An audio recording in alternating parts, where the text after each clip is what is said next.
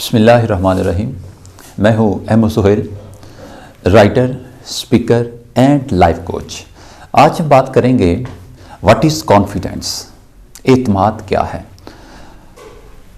मुख्तलिफ मुफक्किरीन की, मुख्तलिफ फ़िलासफ़र्स की इसके बारे में अपनी अपनी राय होगी, उनकी अपनी अपनी तारीफ़ होगी और मैं आपको बताऊंगा कि दुनिया में जितने भी लोग सक्सेस के लिए काम कर रहे हैं, सक्सेस के ऊपर किताबें लिखी गई हैं, मेंटोरशिप पे किताबें लिखी गई हैं, how to achieve big goal, how to achieve target वगैरह वगैरह, बहुत कुछ है। और तकरीबन सभी लोग किसी ना किसी मकसद के लिए कोशिश करके आगे जा रहे हैं।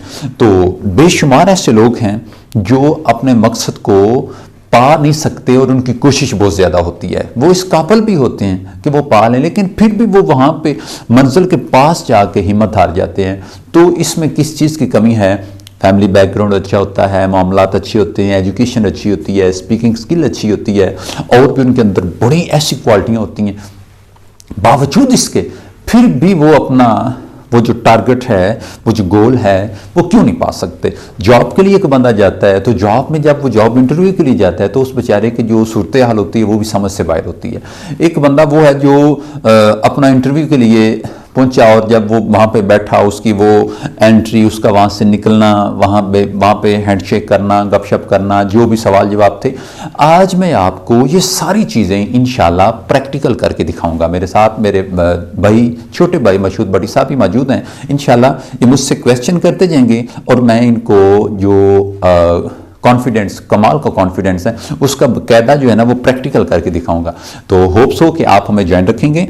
और यहाँ पे मैं आपको पहला पॉइंट बताता चलूँ कि जो हमारी बॉडी है, हमारा जो जिस्म है, इसके अंदर से मैं आपको प्रैक्टिकल करके दिखाऊंगा कि जो लूज कॉन्फिडेंस है वो क्या है, ओवर कॉन्फिडेंस क्या है और कॉन्फिडेंस एग्जैक्ट जो रिक्वायर होता है सक्सेस के लिए वो क्या है। दुनिया की सारी कामयाबियां आप पा सकते हैं, जो आपने सोचा आपको वो मिल सकता है, लेकिन इसके लिए आपके पास एतमाद का होना बड़ा जरूरी है। जो दिखता है वो बिकता है। तो लेट्स गो जी, we start our today topic. First point is that sir, जो कॉन्फिडेंट लोग होते हैं उनका जो खड़ा होने का अंदाज होता है, standing position, sitting position, talking position. आज मैं आपको 8 ऐसी पोजीशंस के बारे में बताऊंगा जिससे पता चलता है कि इस बंदे के अंदर एतमाद कितना है। लेकिन जो लूज कॉन्फिडेंस होते हैं, जिनके पास एतमाद नहीं होता, उनकी जो स्टैंडिंग पोजीशन होती है, ये देखिएगा जरा, ये क्या दोनों टांगों के ऊपर वजन उनका नहीं है, इस तरह झुकी बॉडी, झुका पोस्चर।